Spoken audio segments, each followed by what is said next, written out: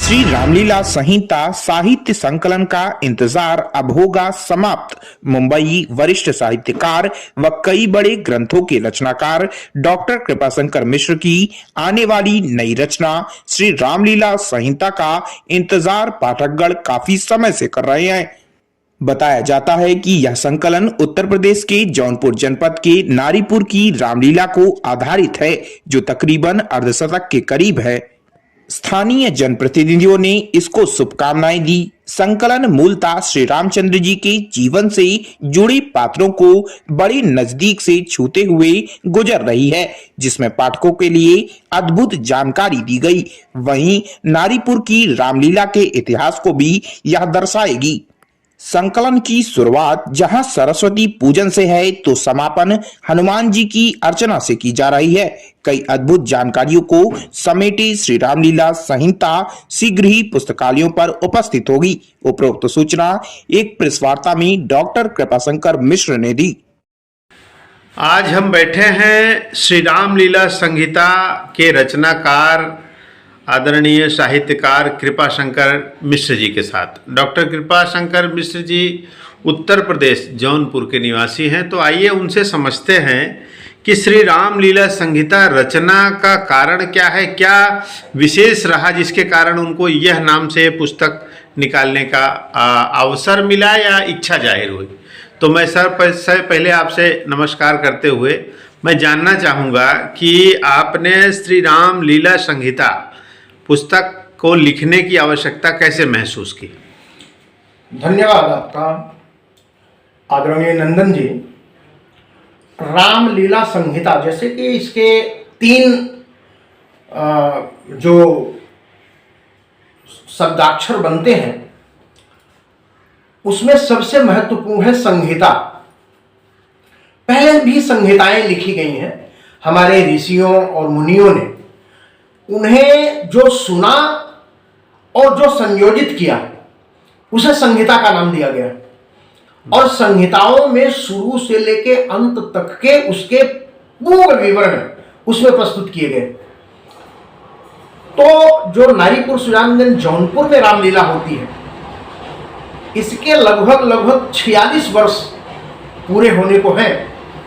तो 46 वर्षों में संपूर्ण रामलीला के मंचन का इतिहास, जिसे संहिता के रूप में लिपिबद्ध किया गया है।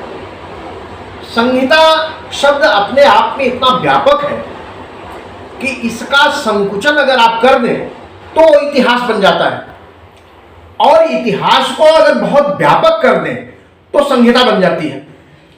तो संहिता से मेरा तात्पर्य यह था कि इस रामलीला का सूत्रपात कैसे हुआ, किन परिस्थितियों में हुआ, किन उद्देश्यों को लेकर हुआ, किन आदर्शों की रखवाली करने के लिए हुआ। गांव समाज में, ग्रामीण अंचल में जो महिलाएं होती हैं, वो अपने घूंघट में, पर्दे में घर के अंदर रहती हैं। उन्हें एक तरह से गृहिणी का कार्य दे दिया जाता है, जिससे कि वो अपने घर के सारे काम, खाना बनाना, साफ सफाई रखना, घर की जो जिम्मेदारियां हैं, जो जरूरतें हैं, बच्चों में संस्कार डालना, पालन पोषण करना, इन सब चीजों के निमित्त जैसे उनको एक स्वरूप में बंधित कर दिया जाता है। इसी से बाहर निकलने की प्रक्रिया को हम रामलीला के मंचन का नाम देते हैं। क्योंकि ये धर्म की बात है, ये आस्था की बात है, ये विश्वास की बात है, तो इसलिए उस समाज में महिलाओं को भी इसके नाम पर बाहर निकलने का अवसर मिलता है और उनकी आज्ञा है। बड़े जो पालक लोग होते हैं वो अपनी बहुओं, बेटियों को स्वेच्छा से कहते हैं, हाँ हाँ रामलीला हो रही है, बिल्कुल जाके देख के आओ। लेकिन उस रामलीला के द्वारा हम जो मनोरंजन करते हैं, हम जो जन जागृति करते हैं, जो आने वाली संतानों में नया अंकुरण करते हैं कि हमारे समाज में अब केवल यह व्यवस्था खत्म हो जानी चाहिए कि घूंघट में, चार दीवारी के बीच में आप एक निश्चित जिम्मेदारियों के बीच में रहें, बल्कि इससे आप बाहर निकलें। और हमारे आदरणीय मोदी जी ने तो अब बेटी बचाओ बेटी पढ़ाओ का जो नारा दिया है, हमारी बेटियां कहां तक पहुंच गई हैं, चंद्रमा पर पहुंचने की तैयारी कर रही हैं। ऐसे संदर्भ में यह रामलीला का मंचन उन नारियों में एक विश्वास जगाता है, एक भावना पैदा करता है कि हम अगर घर के बाहर निकले तो हमें भी वह काबिलियत है, वह शक्ति है, वह विश्वास है कि हम देश और दुनिया में हम अपने को स्थापित कर सकते हैं। तो ये मकसद हमारा था कि ऐसे जो बच्चे हैं, जो संस्कारहीन बच्चे हैं, जिनमें कोई मर्यादा नहीं है, जिनमें कोई संस्कार नहीं है, अपने बड़ों के प्रति सम्मान नहीं है, ये संस्कार चाहे पहले रहा हो, चाहे अब रहा हो, चाहे आने वाले समय में होगा, ये सब समय के लिए बहुत जरूरी है। बिना संस्कार के बिना समाज हमारा चलता नहीं है, हमारा देश बनता नहीं है। तो हमें देश बनाने के लिए, अपना समाज बनाने के लिए, अपना घर बनाने के लिए संस्कार और आस्थाओं की बड़ी जरूरत होती है। इसी संदर्भ को लेकर के इस रामलीला संहिता का निर्माण किया गया है। इस पुस्तक में काफ़ी गणमान्य लोगों ने शुभकामना दिया है, तो कुछ विशेष लोगों का नाम अगर बताएंगे तो। हमारी राज्यसभा सांसद है सीमा द्विवेदी जी, हमारे लोकसभा सांसद हैं श्री श्याम सिंह यादव जी, हमारे विश्वविद्यालय प्रयागराज के आर्कियोलॉजिकल डिपार्टमेंट के head of department ancient history professor Harinarayan Dubey ji हैं, वहाँ के स्थानीय एक यमले हैं जो हार गए थे, अजय शंकर दुबे जी हैं। तो ऐसे लोगों की जो शुभकामना इस रामलीला संहिता के प्रति, उस रामलीला के मंचन के प्रति आई है, तो ये बहुत महत्वपूर्ण और बहुत ही ये बड़ी बात है कि ऐसे लोगों ने इसके प्रति समर्पित भाव से अपने शुभकामनाएं और अपना विश्वास जताया है।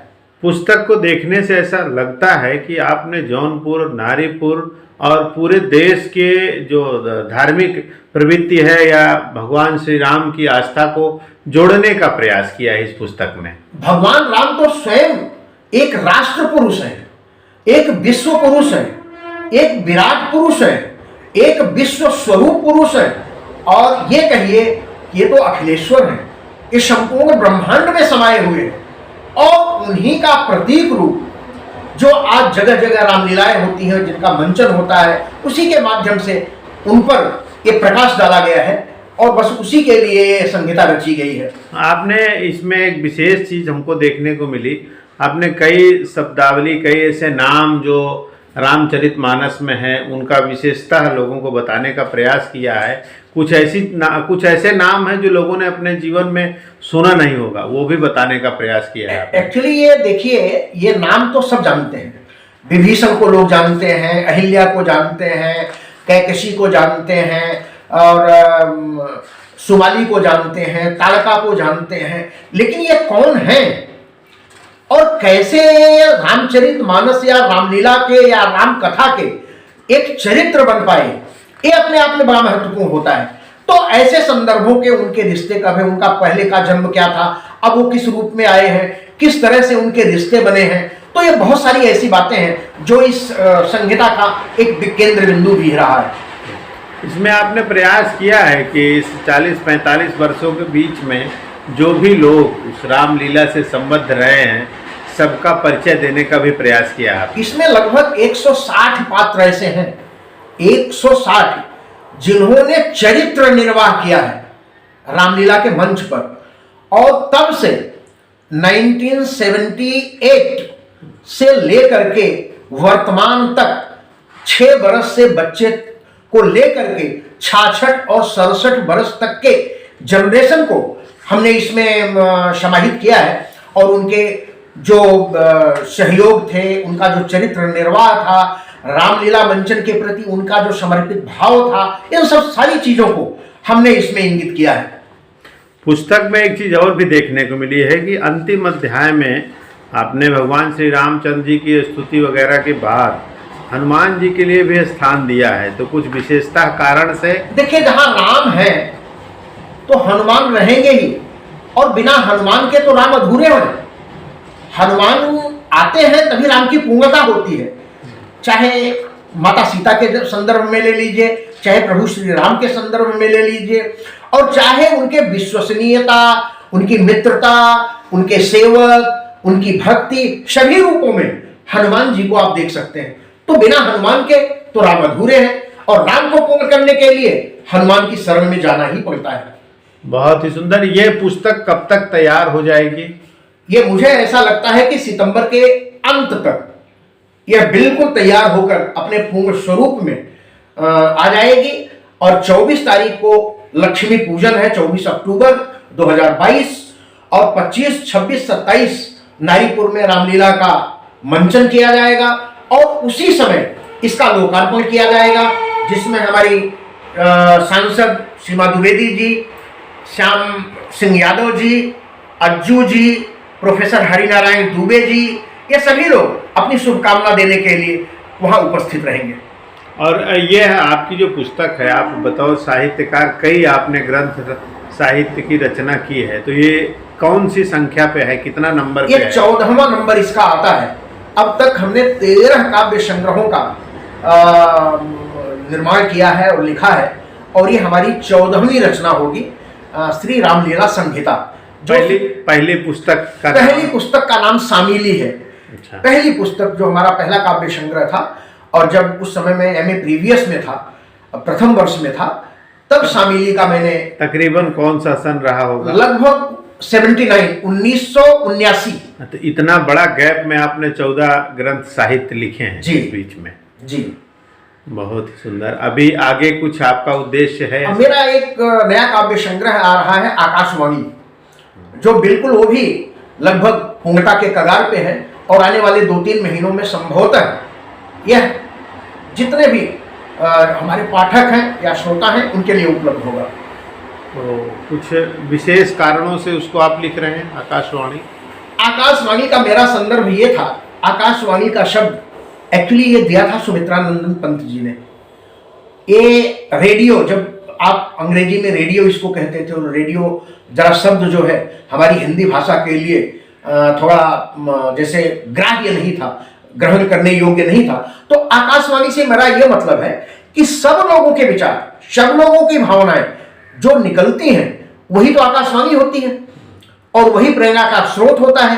तो इसलिए मैंने आने वाले दूसरे काव्य संग्रह का नाम आकाशवाणी दिया है। चलिए, बहुत बहुत धन्यवाद। यह पुस्तक आपके लिए बहुत ही सफल हो, और लोगों को जो आपने एक उद्देश्य लिया है कि इसके माध्यम से आम जन तक रामलीला या राम जो एक अस्तित्व है, परमपिता परमेश्वर का स्वरूप, जैसा कि आपने बताया, कि उनके जीवन का जो दर्शन है वो लोगों तक पहुंच सके, उनके जीवन से जो संबंधित लोग रहे हैं उनके नाम, उनका उद्देश्य, उनका जीवन दर्शन लोगों तक पहुंच सके। और आपका जो निजी इतने वर्षों से नारीपुर की रामलीला जो निरंतर चल रही है, उसमें इतने लोगों ने जो सहयोग किया है, उनके सहयोग और उनके इतने दिनों के जो कर्म हैं वो जन जन तक पहुंच सके, इसके लिए आपकी यह सफलतम जो प्रयास है ये पूर्ण सफल हो। और पूरी भावना के साथ हमारी टीम की तरफ से भी आपको ढेर सारी शुभकामनाएं। बहुत बहुत धन्यवाद। नमस्कार। नमस्कार। This program is co-sponsored by UPL Limited, the global leader in sustainable agricultural solutions. Unit PL 10 E51, 1/2 E52 Tarapur MIDC, Boisar Palghar. नमस्कार दोस्तों, केशियन एयरलाइंस सच का आईना में देखिए राजनीति, मनोरंजन, बिजनेस, खेलकूद, धर्म और देश दुनिया की प्रमुख खबरें। केशियन एयरलाइंस पर हमारे चैनल को लगातार देखने के लिए सब्सक्राइब करें, बेल आइकन दबाकर अप्रूव करें।